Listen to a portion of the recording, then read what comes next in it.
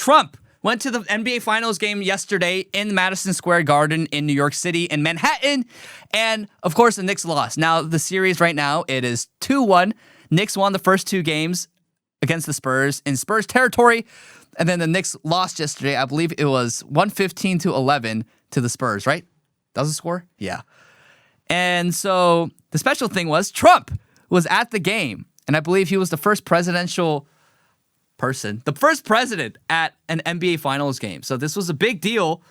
And so this is what the crowd response was like to Trump being at Game 3 in New York of the NBA Finals. Whose broad stripes and bright stars through the perilous fights. Okay, so as you heard there, Trump is, if you can stop, Trump right there is saluting as they're singing the national anthem, and there's a mix of boos and roars. And how do we know it's not all boos? Well, after the national anthem, he led the crowd in a USA, USA chant.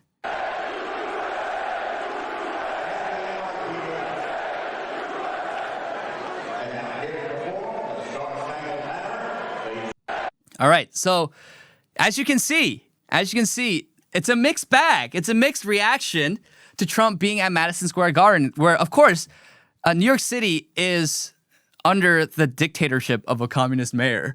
So, yeah, of course, you're going to have tons of people in New York City who hate Trump. But at the same time, you see that there's actually a good amount of people who love Trump and love this country. And this is one thing you have to realize, that Trump, the reason why he's so popular, aside from his policies and shifting the political discourse, is that he is an icon and symbol of Americanism. He's an icon and symbol of American patriotism and strength, of American nationalism, of Americanism. Like, he serves as a symbol of America. And that's why people love him. And that's why people who hate America hate him. That's the reality. Now, you have Stephen A. Smith over here, who I like this guy, actually. I think he's a little different and head and shoulders above the dysfunctional parts of the black community. But he said this, which is really retarded. He says that the president has no business showing up in New York City.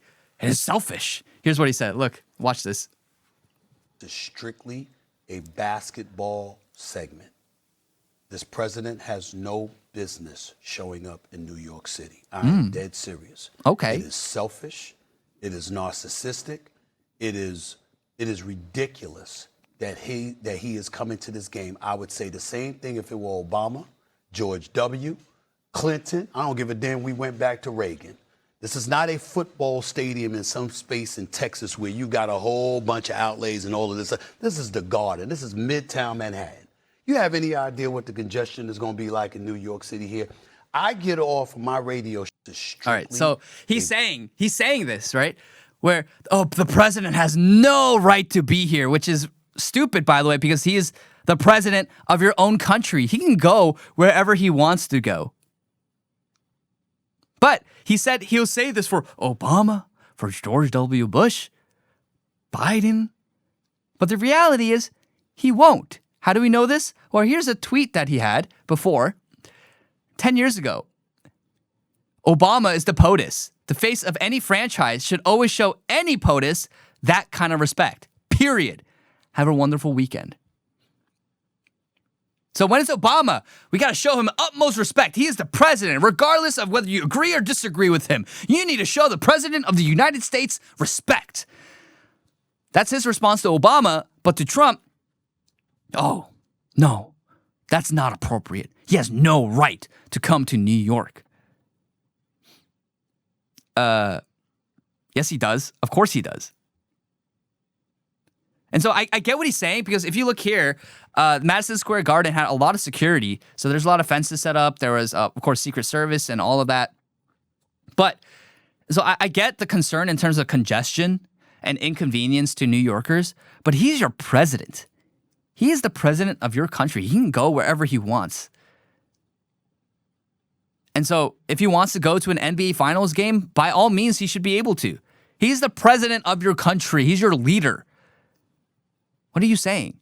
And of course, liberals freaked out. Now, it wasn't only Stephen A. Smith. It was liberals freaking out everywhere. You have this guy, De'Aaron Fox, his basketball player. Who does he play for? Spurs. He plays for the Spurs. I think the president being here just makes it inconvenient for everyone else. We're getting screened like it's TSA. It's a little inconvenient for the people that got to play, but it is what it is. Yeah, of course, because he got shot. How many times has he been shot now? How many assassination attempts has Trump had on his life? And when he saw his friend, Charlie Kirk, get shot in the neck on live television, what do you think he's going to do? Yeah, I mean, yes, he is justified in having it screened like it's TSA. He's had multiple attempts on his life, of course. And so, how do we know this? How do we know that this is justified? There are people online who are calling for the death of Trump. They're saying, oh, finally, won't this happen? Won't this happen? Look, 6.2 million views, 55,000 likes. Dude, what if it finally happens at the NBA Finals? You're not being slick. We all know. You're talking about the assassination of President Trump. We have another tweet here. If it happens at a Knicks game, it'll be the greatest moment in basketball and American history. 68,000 likes. 2.8 million views. This is not fringe. Please, wake up. This is not fringe. Millions of people in this country would celebrate and currently want President Trump to be killed. It's not just some edgy humor. Like, they genuinely want it. So much so that they're willing to express that sentiment in public constantly, not only online, but in person. Wake up, please, wake up. The Trump administration needs to please wake up. There's no reason why you need to tolerate this kind of lawlessness. What use and what good is freedom of speech if millions of people are using it to call death to the president of our country? Please, you need to wake up. They are a violent, anarchical, truly wicked, evil group of people. This rot, this darkness, it has spread to millions and has captured millions in this country. They need to be deported back to their homelands, and the rest needs to be thrown in prison. This is not radical. This is literally standard procedure. I think this is a normal measured response to millions of people celebrating and calling for the death of your president. People need to be locked up. This is not a freedom of speech issue. How many grandmas and grandpas did the Biden DOJ lock up for walking in the Capitol building on January 6th? They did no wrong. And then the Biden DOJ can do so with impunity. Meanwhile, Trump, you can't crack down on these people who are calling for your death constantly.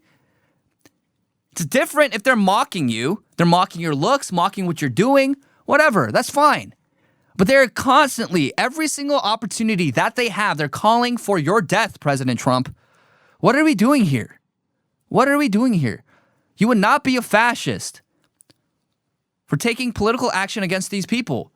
If Biden could have done it with impunity for innocent people, you sure as heck can take action against people like this.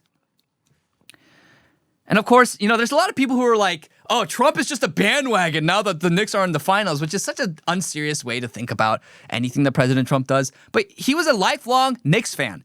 Here's a video of him when he at the Knicks game, back when the NBA and the culture loved Trump. Donald Trump, who is a big Knicks fan and who joins us now. Donald, I know you're a Knicks fan, so are you disappointed that Kobe's not here, or are you glad he's not here because it ups your chances? Well, I guess you could look at it both ways, but I'd like to see Kobe play. I came here to see my man Kobe.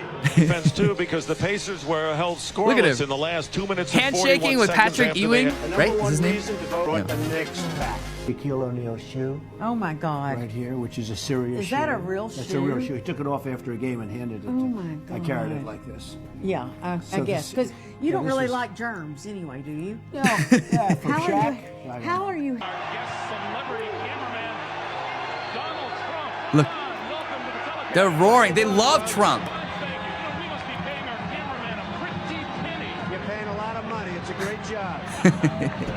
Thanks for being with us, Don. Thank you. Great game. Have a good time. Donald Look at that. Look, he's operating the camera at an NBA Finals game. People love this guy. They have always loved this guy. He is charismatic. He is a showman. Everyone loved this guy. But because he stepped into the political arena to save this country, to turn it back from destruction and collapse, that's why they hate him. That's why they hate him now. But everyone loved him. And then, back when things were better, right? Back when times were simpler, where people weren't obsessed and crazy about hating people and dividing over people. But at that time, that footage, Trump looks really young. So I would say that's probably in the 80s or 90s. America was a lot more homogenous. But in the past 30, 40 years, it has completely devolved into a third world immigrant cesspool. Not all of America, but most of American cities. So much so that, look, here's just an example of this. New York, after the game.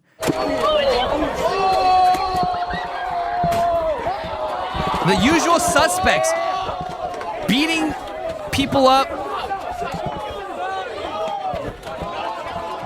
Really, scholars, truly, all of them. You have all these Latinos and you have these blacks going against it with each other. Look at that guy with the do-rag. And the police are just watching. Look, the police are just watching.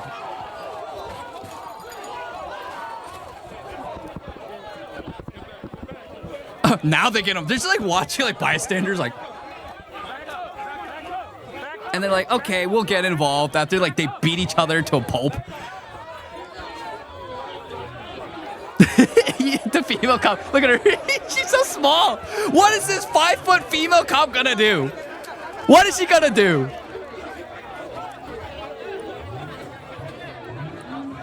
Unbelievable, dude. Here, we have another video of a Spurs fan getting assaulted by a mob of New York Knicks fans.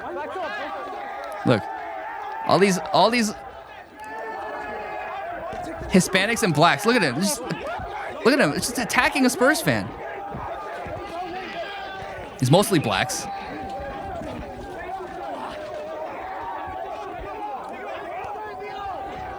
Oh my gosh, dude. Bro, what are you even supposed to do?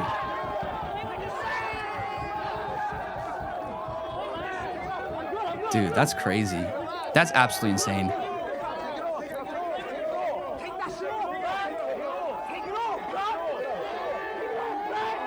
All right, I think that's enough. I mean, you just see the anarchy, you see the lawlessness, the chaos on the streets.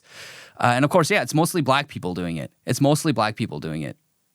So when people keep calling me out for saying that I just have paint a broad stroke over the black community, and I say that every single black person acts like this. Of course, I don't think that every single black person acts like this.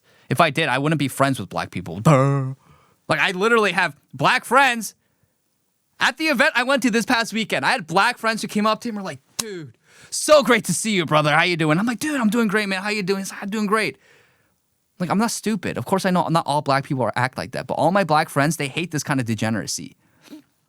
They call it N-wordism. I'm not going to say the N-word, but they call it N-wordism, right? And then they say they hate it because it makes them look bad. And I totally understand. But they act like this. And whether the Knicks won or they lost, I guarantee you they would have attacked those Spurs fans and mobbed them, assaulted them, beat each other up, regardless of the result. Regardless of the result. Because that's what they do. They look for any excuse to act like an animal in our cities. That's just a reality. They look for any excuse to commit acts of arson, riot, loot,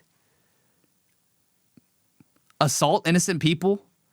Like, what did that Spurs fan do? He did nothing. He just there, just trying to get out of the crowd, and the mob, just this mob of black guys, just come up and start beating him up, ripping his shirt apart.